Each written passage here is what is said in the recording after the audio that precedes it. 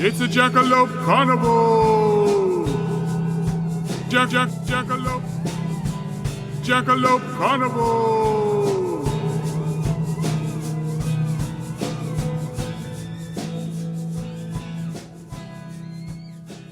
Hi, and welcome to Jackalope Carnival, where we look at human beliefs through myth, history, paranormal, and the downright odd. I'm Becca. And I'm Eric. And we'll be your hosts through this sideshow of stories.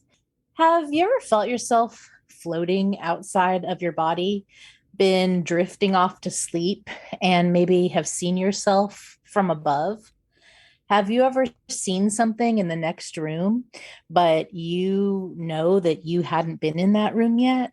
If so, you may have had a quick flash of what's known as an OBE or an out-of-body experience, and you're not alone. According to an article in Medical News Today, 10% of the population reports to have had one. And I'm assuming that's the population in America because it wasn't specific. I myself have had something that may have been an out-of-body experience. It could have been a dream. I was 12 years old and I was having a nightmare and I wanted to get up and tell my mom, because I was scared. And I remember leaving my bed and looking back and seeing myself on my bed and then going to my mom's door and like slow motion trying to knock on the door, and I couldn't. And then I heard somebody coming up the stairs and suddenly I was back in my bed. So was it a dream? Could have been. I don't really know. But this in general could be called an out-of-body experience. So what is this out-of-body experience exactly? Well, most sources talk about it as seeing your own body from the outside. It's pretty simple. This is why it sometimes gets brought up when we're talking about doppelgangers or your double. You ever see a doppelganger of yourself, Eric? Sometimes when I'm driving, I see the exact same color and make of my car, and it kind of feels like that. Yeah. Yeah. And I'm like, who's driving my car? And then I'm like, I am. Yeah, so that would be like that, right? You know, like your car as you're having an out of car experience. Right. Although you know what's actually really funny is that people see people who look like me who apparently aren't me all the time. I don't. But like I would say at least like a couple of times a year, people, friends of mine or acquaintances or students will walk and be like, I totally saw you at blah, blah, blah. And I'm like, I totally was not there. So I don't know if it's just that, I mean, I'm a bald white guy, so there's probably plenty of me, of, my demographic, I'm saying.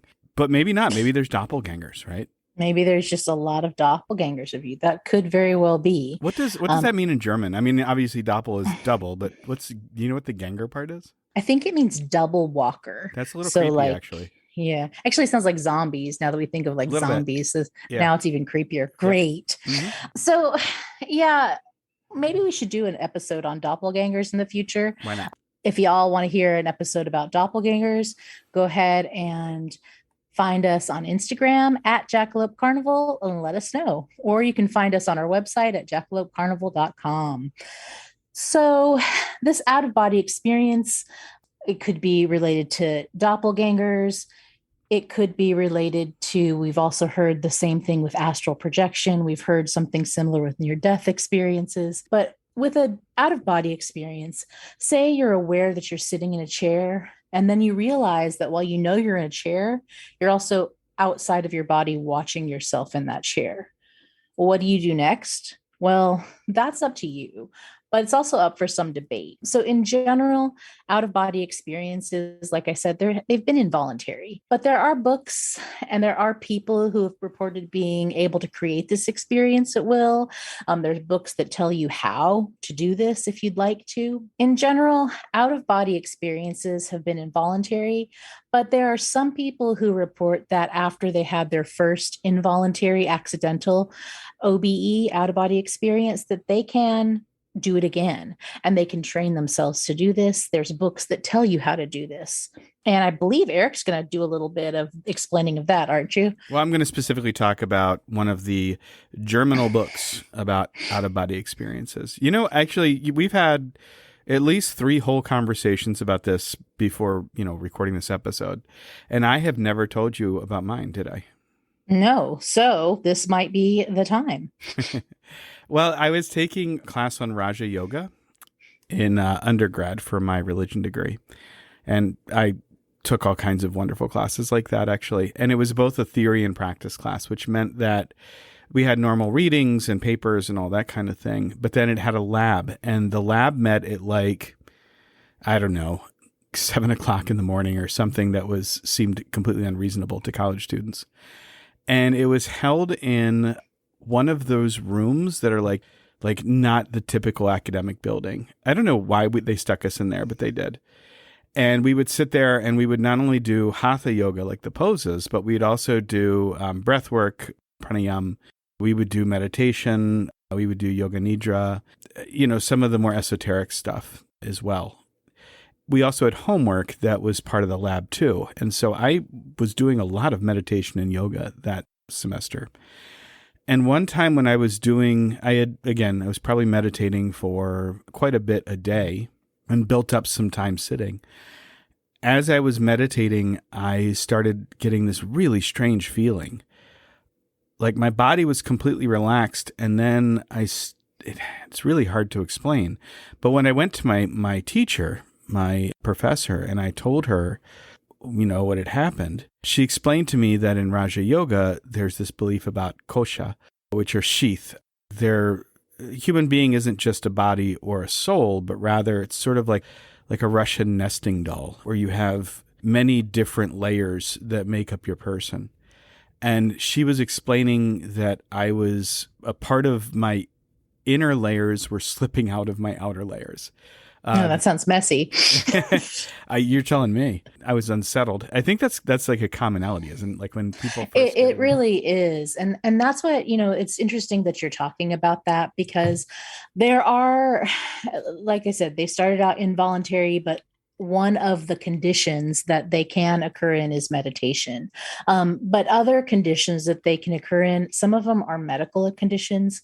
So ear infections, apparently out-of-body experience has been reported more commonly with people who have ear infections, which is really strange because I do often have ear infections. Hey, me too. Especially when I was 12. So perhaps that's what happened. But also they can happen when you have a stroke. They can happen when epilepsy, drug abuse, or just general head trauma. And they're not only, again, you can eventually have one and then build on that. Or you can mix all those things together and it just be one weekend in Fells Point. Yeah, sounds great. Mm-hmm. But, and there's so when did people start talking about out-of-body experience?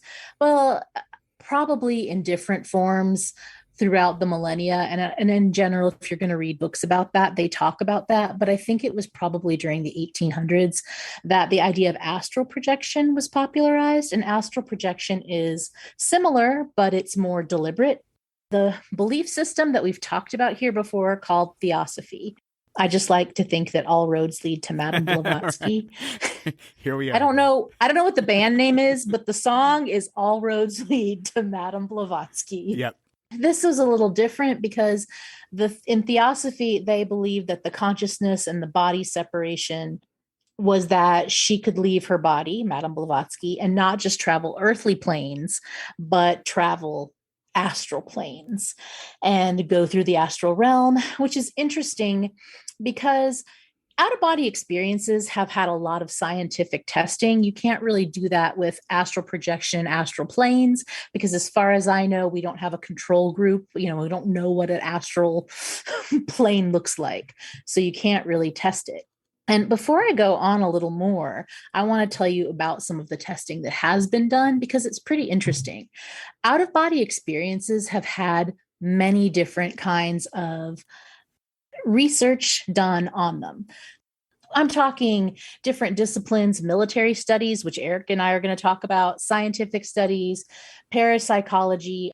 And one such experiment I found that was published in 2007 is done by a scientist and a medical doctor named Dr. Henrik Ersson. And Henrik is a cognitive neuroscientist, and according to his bio, he's interested in how we come to sense that we own our own body. So that's an interesting question. When we think about being embodied, think about that. Is this question, are we a mind and spirit in a body? Are we a mind kind of moving around this meat suit? Is all of this one? Are we a mime? Or the age-old question that's been asked since antiquity, right or 2008, really depending on how old you are, is posited by Brandon Flowers of The Killer. Are we human or are we dancer? No. No. I'm a little bit of both. I actually really like The Killer's first album, and that song drives me insane. I love it. So he says, but away from Brandon Flowers, Heinrich Erson says that he hypothesizes that the illusion of out-of-body experience is caused by first-person visual perspective in combination with the correlated visual and tactile information of the body. So he basically says that he can recreate out-of-body experiences by having people have, I think it would be much easier now that we have VR headsets, but he would have cameras on them where people could see their own backs. Through doing this neuroscientific clinical basis, he was able to feel like they were having out-of-body experiences. And so there's a lot of interesting experiments. I just picked this one because I thought it was interesting, that talk about this and whether you can do it on your own or whether this is just random. So Eric, tell us a little bit more about this ability to control out-of-body experiences. Yeah, there's well, actually, if you get on the internet, there's all kinds of people who claim to be able to tell you to do that. One of the places, a lot. You're not wrong. One of the places that was deeply involved with this in the 1970s and even a bit in the 80s, but not as much anymore, but they're still around, is called the Monroe Institute. And not only do they still exist in Virginia as a brick and mortar business, but they also have a YouTube channel. So if you're into that kind of thing, you can drift on over there and check out some of their videos. And it was started by a fella by the name of Robert Monroe. And I have gotten to know Robert Monroe pretty darn good this past month. I feel like I kind of know the guy because not only did I read his book, I actually bought this book last year. The book is called Journeys Out of the Body. I don't know, who knows why I do anything I do, but one day I actually can vividly remember this. I literally was like, I want to learn to astrally project. And I can't possibly tell you the series of things that led me to decide to want to do that. I was visiting my grandmother at the time in Hampton, Virginia. And if it was in 2020, it might have been because we were all stuck inside. That sounds like a fun time. Yeah, how about that? Actually, no, I take it back. It wasn't 2020. It was actually 2019. So it wasn't last year or even 2 years ago. Sorry, I'm having the Plague Year time slip thing where I can't really tell time anymore. But no, this was, I was at my grandmother's house and I decided I needed to learn to astrally project. So I looked up what was kind of the earliest book that was dealing with this kind of thing. And that's when I bumped into Robert Monroe's book, Journeys Out of the Body. And I kind of thumbed through it at the time, but I was a little busy at that period of my life, and it got, swept to the side. And then when Becca and I were talking about what are we going to talk about for this season, I would return to the idea of out-of-body experiences. So I've been reading and rereading this book. I find it incredibly fascinating. And then I tucked into an 1.5 hour long interview with Robert Monroe, the man, that I found online. And after doing all that, after hanging out with this book for like the better part of a month, and then hanging out with interviews that lasted over an hour, I kind of feel like I know the guy. That being said, this is a man in whom there is no guile. The thing that strikes me about him when I'm listening to his interview or even reading his writing is he's a very down-to-earth dude. He really isn't the type of fella who's into flights of fancy. He is, I'd say, more innovative than the average person. He's more open to doing new things. He was into gliders in the 1970s when people weren't normally doing that kind of thing. He got into audio learning, which we're going to talk about in a second. He was interested in new technologies as a businessman. So he wasn't the type of person who was afraid of new technologies or learning new things. But he also wasn't the type of fella who was what we would kind of like dismiss as being ungrounded or maybe a little flighty. He actually comes off as kind of like your cool uncle, your cool granduncle at Thanksgiving, you know.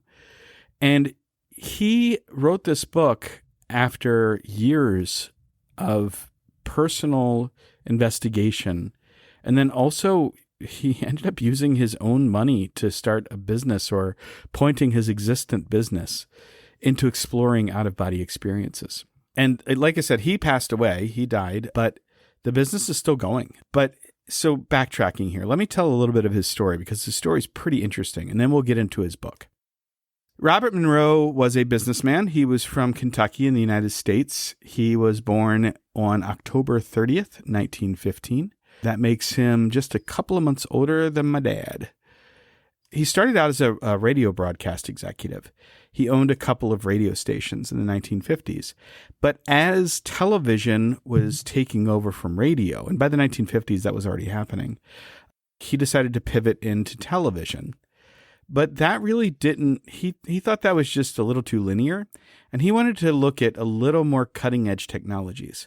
And so he was investigating sleep learning. In the 1950s and 60s, I can even remember doing this in the 1980s, or at least trying this.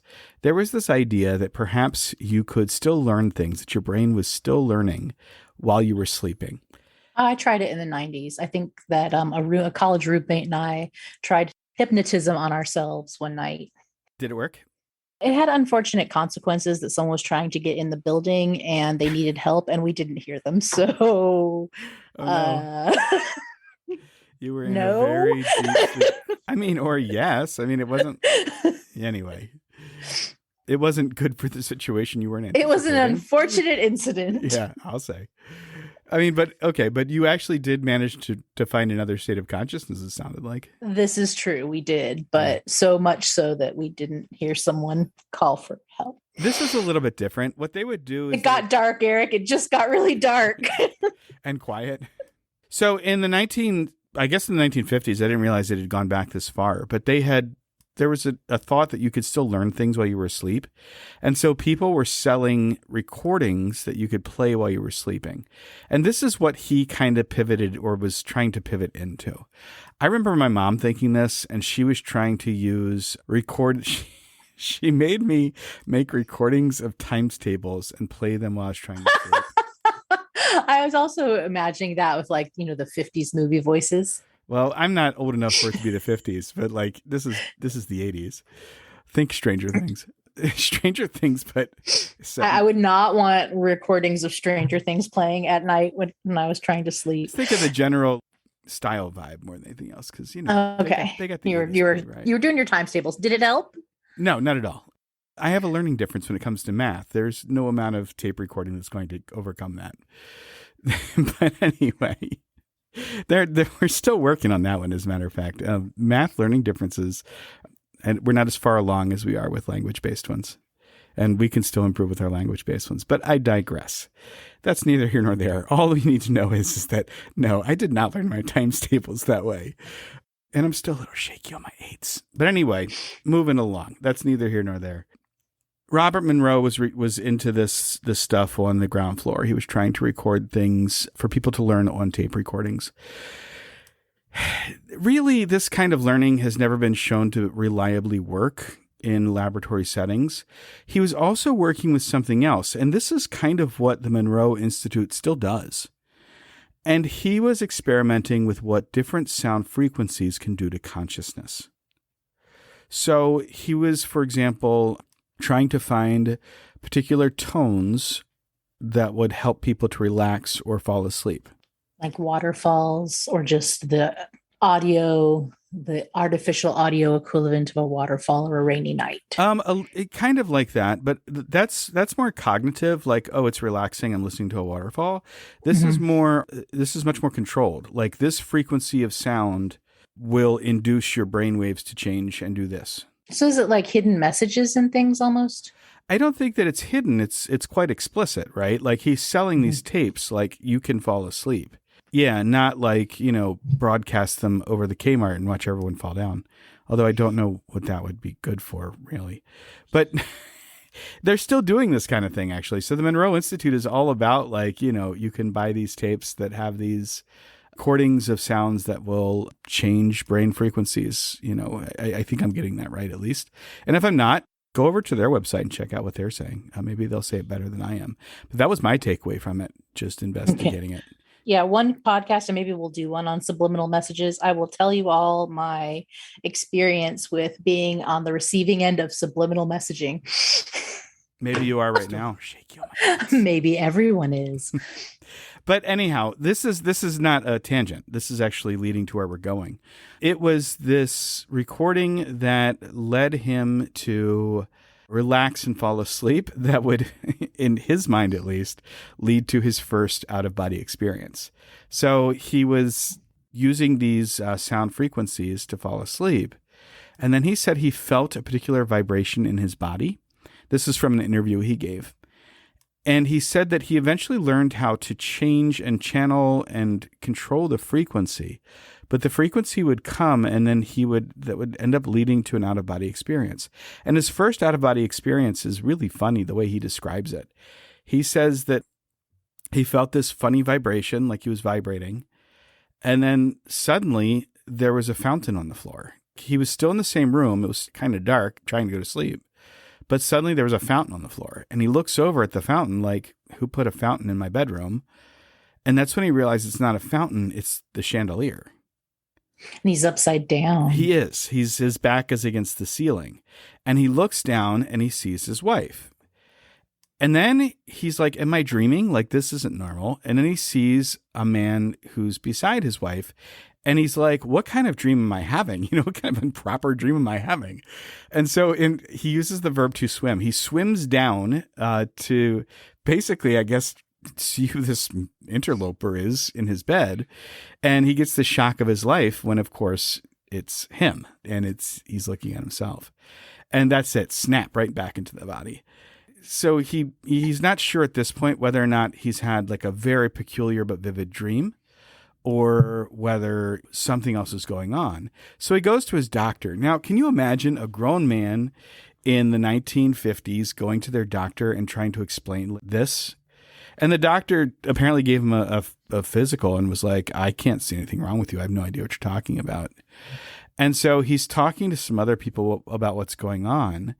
And eventually, I don't know how much longer, maybe years for all I know, but he does bump into an acquaintance who does have an answer for him. And he says, this sounds not unlike what yogis talk about. And he's okay. So back to that same thing that you had. Okay. Mm-hmm. And he's like, of course, what's a yogi? Because again, Yogi Bear. That's what he was thinking at this time. Yogi Berra. This is not an average picnic basket. And he goes to him and he's like, well, okay, what's this yoga stuff? I mean, in the 1950s, even into the 60s, I don't think the average American had any idea what yoga was. I have nothing but respect for his friend because his answer is spot on. He's like, look, if you really want to know what yoga is all about, go to India and talk to the folks over there. It's part of their religion. And that's, the actual correct answer. And he said, but as far as I know, I think what you're going to have to do is kind of move into an ashram. And he's like, A, what's an ashram? And B, for how long? And he's like, I don't know, 10 years, 20 years. And of course, Robert Monroe's like, that's not going to happen. I'm a businessman who runs radio stations and has a business and I have a family and that's just not going to work. So he says, well, that's neat that apparently some other folks are having the same thing, but I guess I'm going to go on my own here. And that's just too much work. I can't do it. It's not going to happen. He seems slightly ahead of his time because he really identifies his own bias here. He's like, I'm a man of the West. I was just thinking that. I was like, that's a really American, like, well, can't do that. So I'm going to do it myself. Well, and he names it. He's aware of it. He recognizes that he's having this experience, but that he can't pretend to take someone else's cultural context for it. And he also doesn't have, he was given a suggestion of what to do. And he's like, well, that doesn't really work for my responsibilities, as they are constructed here in America. And so he's like, yeah, I mean, like, what else can I do? I'm just going to kind of go forward with it. And again, at this point, it's probably the 1960s. And I still don't think much of mainstream America is really going on about out-of-body experiences or astral travel or yoga for that matter, really. I mean, people are kind of starting to understand what yoga is.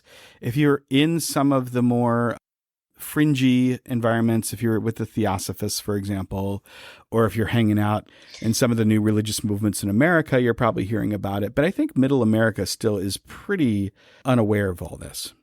Don't you think? Yeah, I would definitely say that it wasn't until later 60s and 70s where it was really more mainstream. Right. And, again, depending on what circles you're kind of moving in, I'm sure if you're hanging out with a hippie commune somewhere, you might be talking about this kind of thing. But I think a businessman from Kentucky isn't necessarily moving in those circles, or at least Robert Monroe didn't seem to be.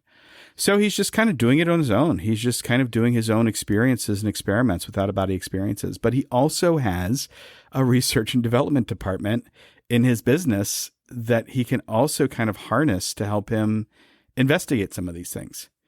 And so kind of, from what I understand, a little bit on the sly, they're trying to figure out, is there any technology that could be harnessed to help with this?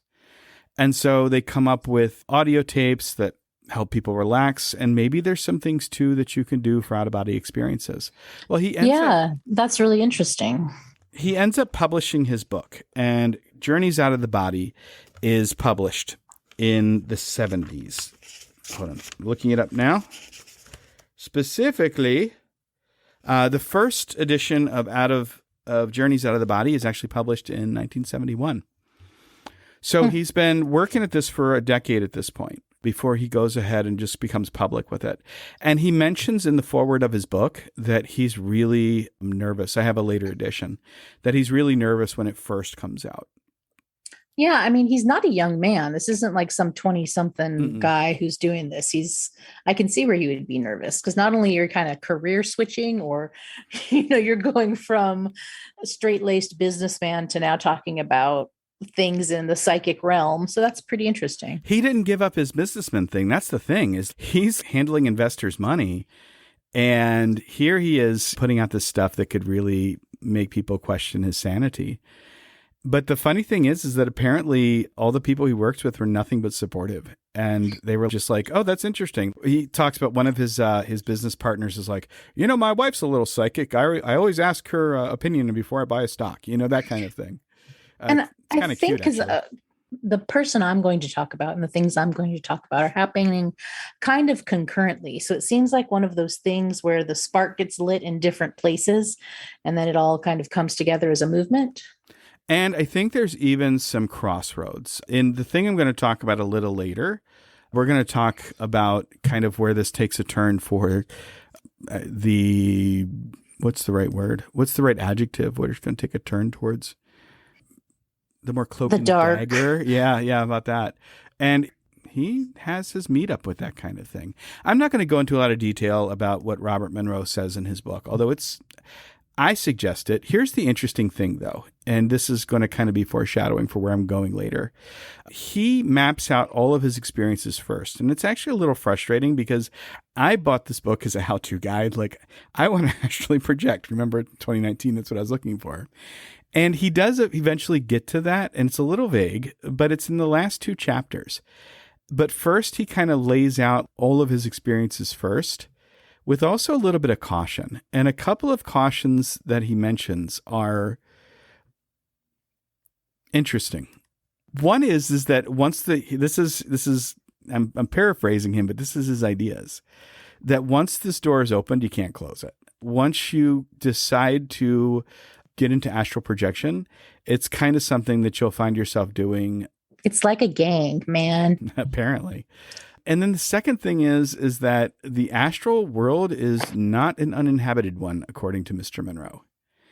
That it's not just you and the starry So skies. he's going down different planes, different. Mm-hmm. Okay. He meets entities and he talks about them. My favorite thing is that he'll describe things and be like, it's nothing at all like angels. And then he'll describe something that sounds exactly like angels.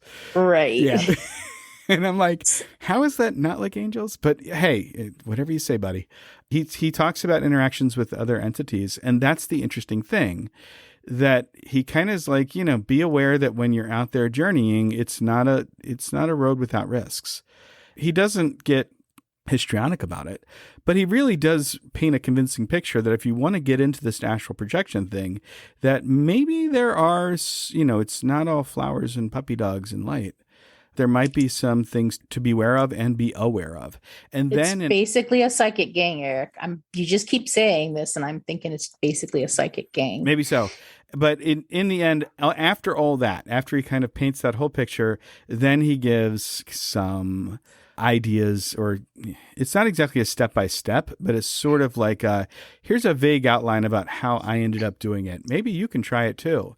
And I haven't tried it yet because I'm not sure I'm ready for that level of commitment yet. There's actually quite a few books about that now, but one I had kind of read for this was called Out of Body Experiences, a handbook by Janet Lee Mitchell. So maybe he's your gateway, and then you'll find one's a little more step by step. I got enough on my plate right now, to be perfectly honest. So no astral projection for you. Can't join the gang yet. You got a lot to. I got a lot going on.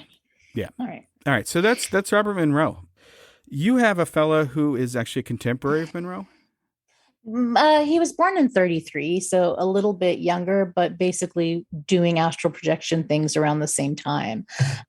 And Eric, you were going to talk about this because he relates right away to what's called the Project Stargate. Mm-hmm. And you said you were going to talk a little bit about it, but essentially we can both do it. In 1995, the U.S. military publicly revealed something called Project Stargate, and then they shut it down. It had been going for 20 years. So they're like, oh, hey, we've been doing this thing we weren't telling you about, but we're not doing it anymore as of today. The program used remote viewing, which is basically psychic spying. So it's the controlled out-of-body experiences that we told you about. Astral projection, without the cool other realms, boring astral projection. And indeed, actually, I have an account of one person who was involved in Project Stargate, and he basically says he was bored. And I'll read you a quote a little later of like how he was not impressed with doing this. But the reason they do this, sorry? I'm sorry. I didn't mean to interrupt. I mean, I was just thinking, if you really want to, I'm just making a suggestion to listeners here. John Ronson, who's one of my favorite authors, absolutely hilarious dude, wrote a book called Men Who Stare at Goats. If you ever watched the movie, which I don't really suggest, so with George Clooney, I guess it's fine. I would give it 2 stars out of 5. But the book is not that. The book is nonfiction, and it's him actually doing investigative journalism, such as it is, about the Stargate project. But he's hilarious and, dry and wry and British when he's doing it. And so if you really want to get into this deep, I suggest his book. He's a skeptic. Do be aware of that. But he's hilarious in his details. Or you can read accounts by people who were involved. So there's quite a few. I'm going to read you a little bit. This is a man called Ingo Swann he's kind of one of the fathers of remote viewing in this way. And what he says is this. He's talking about the project with the CIA because it was CIA funded and it goes into the Army. And this is what he says. The purpose of the small project was to discover one ESP phenomenon that was capable of being reproduced at will. This was the kind of experiment notoriously missing in parapsychology, but in which I had been somewhat successful earlier. And so he says this, and he said that he got dragged into realms of often idiotic secrecy, into endless security checks, conducive of paranoia, into all kinds of science fiction dreamworks, into intelligence intrigues whose various formats were sometimes like toilet drains, and into quite nervous military and political ramifications. And basically, he talks about it as though they were making him be a cog. He actually uses the word computer chip. So he said the subject is something like a computer chip being tested to see if it can perform in the ways wanted. If the chip doesn't perform in the ways wanted, then it is tossed aside into a big pile of anonymous chips that have likewise failed.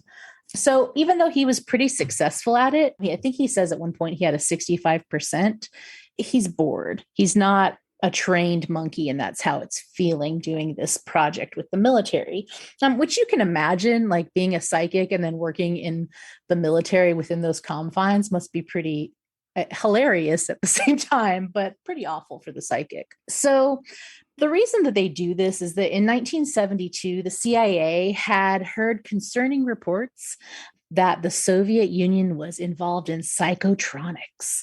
And psychotronics can just mean parapsychology, but in this case, it was specific to using psychic phenomenon and pseudoscience for military application. Our band name is Psychotronics. Psychotronics. Yep, without doubt. Can we call it Psychotronic Rejects? If you like. I mean, that's a different band. I feel like that's like a cyberpunk band, whereas Psychotronics is 70s electropop. Okay, well, maybe like we'll have like a side project. Is that okay? Yeah. Yeah. Okay. Okay. That's my side project. Psychotronic Rejects. You guys vote. Is it just Psychotronics or Psychotronic Rejects?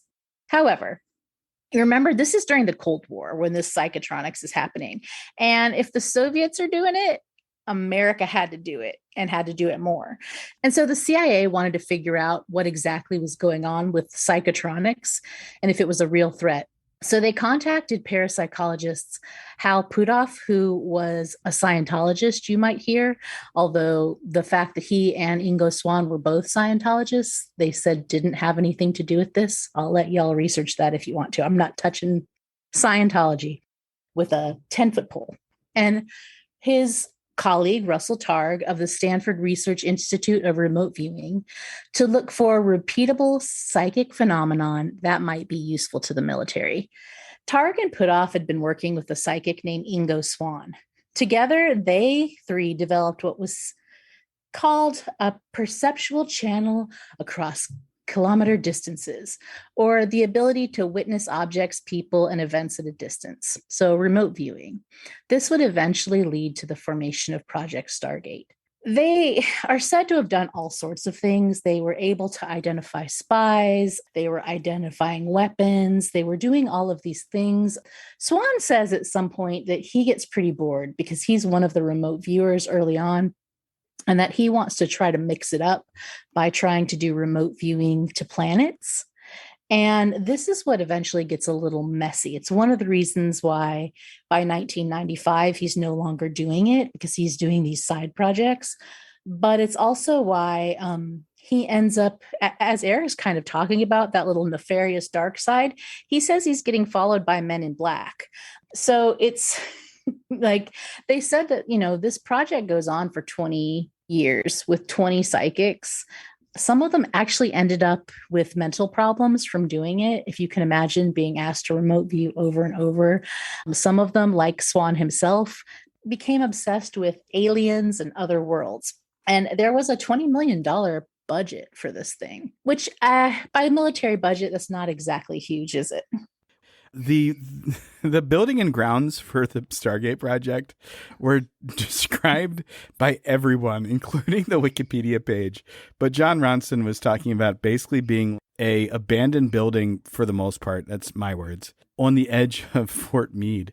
This was in Maryland. Why is it always? Oh, that's right. Yeah, it's Maryland again. Based on everything describing the program that I read, you're wondering, really? Because you have like this building on an existent base. It's not state of the art. It's, Eric, it's the military. A toilet seat costs $500,000. I suppose so. They must have some darn good toilet seats. So maybe. Well, I mean, $1 million a year because it was 20 years. Was it 20 million per year? I think it was 20 million altogether. Okay. And that's the total project for 20 years. I'll have to look at it, but yeah, it might be. But well, it makes a little more sense when you're describing where it was. Yeah, I mean, I've driven by, or I drive by. You have family around there. Yeah, it's an exit on your way to the airport from Baltimore. Now, all three men that I mentioned earlier are interesting, but Swann easily stands in a category of his own. He's born in Telluride, Colorado in 1933, and he reports that he had his first out-of-body experience at the age of 3, so in 1936.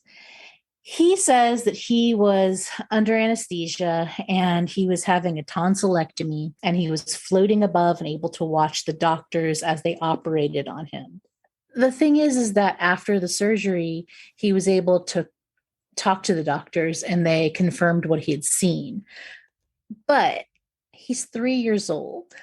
So this is a first time I'm kind of like, well, how much of a surgery could a 3-year-old describe? Did they cut me open? Yes, I did. So I'm a little skeptical on this one. But he said that he'd had others and he was a naturally psychic child, but that there were events that happened that staunched this until he was much older. He's known to have had a huge influence on parapsychology in general, and he was a real Renaissance man, not just of the paranormal. Actually, I first heard of Ingo Swann when I was with Eric. We were at the Visionary Arts Museum in Baltimore, and he is an artist. And his works were amazing. I went and looked him up when I came home.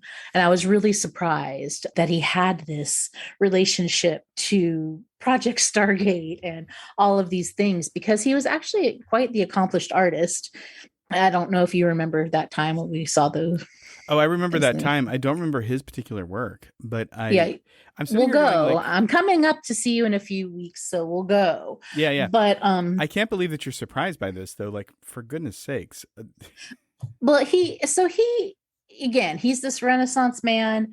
He develops the field of remote viewing. He's said to have visited other planets and extraterrestrials. He's an author. He's a speaker. He's a teacher. At one point, he was a Scientologist, but he leaves Scientology. And he writes these books, and you can get them. I've been reading a couple of them. Some of them can be a little hard to get a hold of, but if you have a subscription to Scribd, or Scribed, depending on how you would like to pronounce it, but I believe it's Scribd, they are mostly on there. So I highly recommend that, because the one that I've been reading was $153. So if I wanted to buy it for Resurrecting the Mysterious, but my favorite particular, I've only delved into two, but my favorite title is the one I'm reading right now. And it is called Penetration, the Question of Extraterrestrial and Human Telepathy. This is a family podcast, Becca. So, and then actually, like, one of the first things, he gives 8 definitions of the word penetration.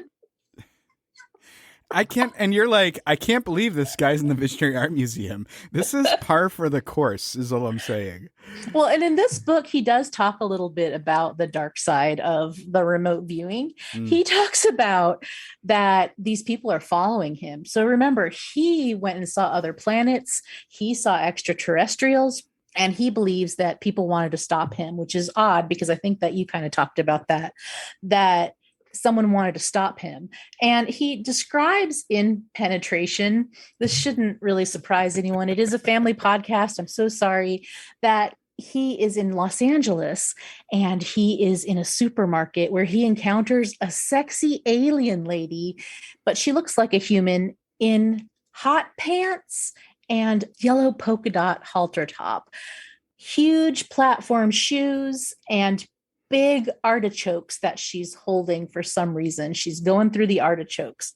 And he describes her in some great detail about how sexy this alien is. And when he gets next to her, because he too wants some artichokes, I don't know if that's a euphemism or not, but he realizes the hair stands up on his arms and he realizes she's an alien, and the men in black find him and they warn him that she's dangerous. So it's a really entertaining book. That alien's really not laying low, No, exactly. She's walking around in hot pants and a itsy bitsy teeny weeny yellow polka dot halter top, pink and yellow, and waving artichokes about like one does. Yeah. So I don't know, I think she was just fondling them. I'm really not sure where he was going with that, but it's an interesting, the gang. He got in and you can't get out. It sounds the opposite. It sounds like they were trying to push him out, actually. No, they're telling him like she's dangerous. She's dangerous. Okay. Like, shut it up, buddy. What's his name? Inigo Montoya? Yeah, it's Ingo Swann. And actually, he has so much that he's written that we will probably do a whole other podcast, maybe with him and Uri Geller, because they both worked on, I don't know if you know who Uri Geller is, folks, but he was really popular in the 70s and 80s for bending spoons with his mind. That was his thing. That seems like, and I remember watching this, I think when In Search of or something like that in the 70s. And I remember thinking, as superpowers go, that's got to be one of the most useless ones there is. Eric, I am not even going to pretend I didn't try this a lot in my lifetime. I'm not saying I didn't try it. I'm just saying, as superpowers go, it's pretty lame. I'm doing it right now. I tried it. Did you ever bend the spoon? I think I did, but it was like because I pushed it, like, oh, I'm trying so hard.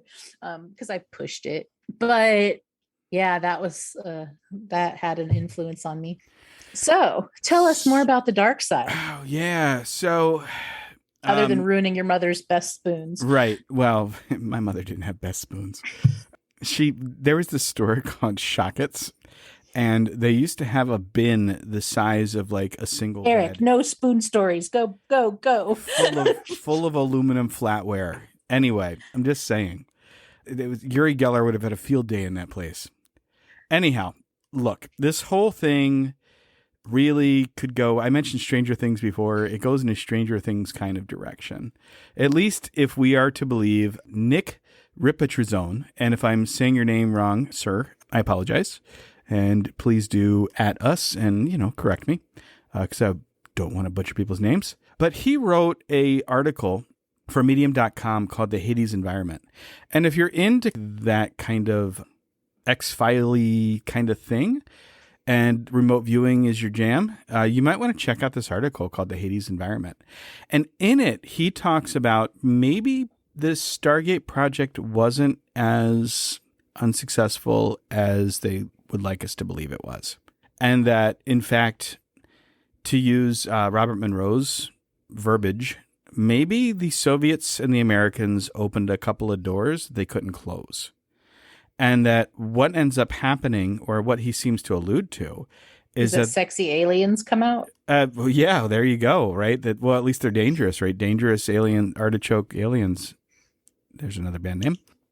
Where I'm skeptical and where I am believing in this is all over the map on this one, I have to admit. Ask me if I believe in astral projection or in out-of-body experiences. Sure. As a spiritual person, whatever that means, as a religious person, I do cop to that. I do believe that there is, life after death or outside of the body. So that's not too far outside of my particular wavelength or my worldview. But do I think people can make it happen, or do I think that they're, remote viewing or remote spying is the thing? I have no idea. But here's where he goes. He says that it was too successful.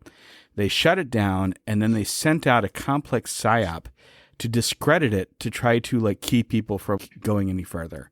And he writes in his medium.com article, quote, government programs into astral projection went dark around that time. He's talking about 1995. There were no more leaks in the press or grumbling acknowledgement by officials about astral studies. In fact, press attention to astral projection abruptly dried up.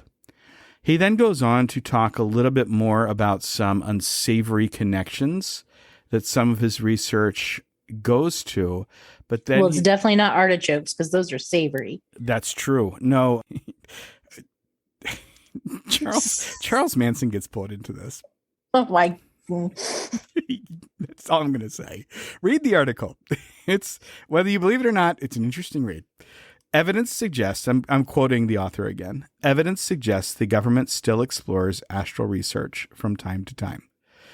Though in a post-Soviet era, their purpose is unclear, whether to find a way back in or keep something out. Only 4 or 5 copies of the 1973 astral cassette tapes are known to exist today.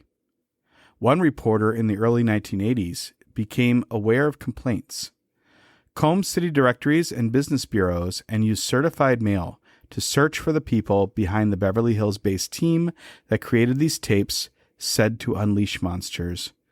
They were never found.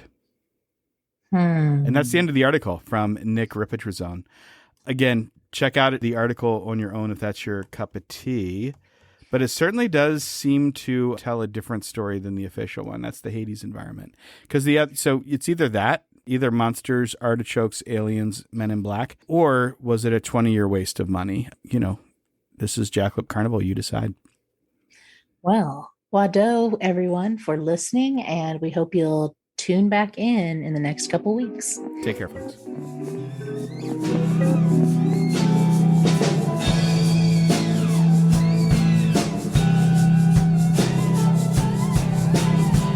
Jackalope Carnival!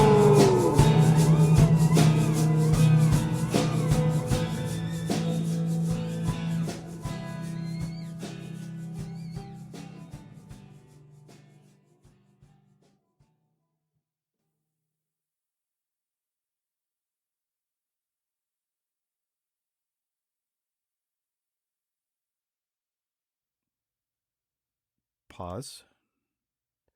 We wish you a Merry Christmas. We wish you a What? Merry Christmas. Hold on, I'm looking up the date that he was born. 1913. Is that right? That's my guess. Check it out. Did you remotely view this? No. Robert Monroe. I'm Dr. Marvin Monroe. Robert. Not bad. 1915. Well, I tried. Same year as my pop. As a matter of fact, okay, ready? Here we go.